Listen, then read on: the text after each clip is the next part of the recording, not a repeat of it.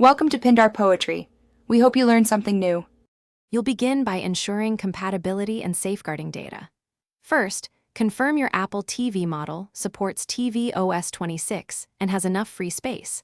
This avoids interrupted installs. Next, backup or sync key settings to iCloud and jot down passwords. Restores can fail without them.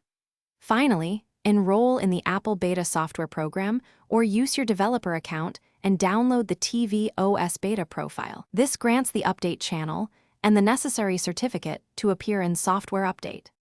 Once done with enrollment and the beta profile, apply it to your Apple TV. If you used a developer Mac, install via Xcode or Apple Configurator. Otherwise, use the profile delivery method and follow on-screen prompts. Make sure to restart the device so the new update channel appears under Settings System Software Updates. Then download the tvOS 26, build over a reliable Wi-Fi connection, and keep the Apple TV powered. Interrupted installs are the main cause of problems. Complete the update by stepping through the post-install setup and signing into your Apple ID when prompted. This restores purchases and HomeKit.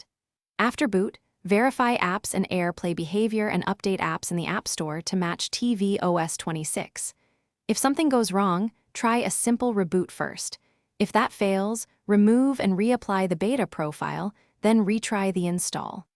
As a last resort, restore the Apple TV from a backup or perform a full restore via a Mac with Apple Configurator. Thanks for watching. Consider subscribing if we helped you.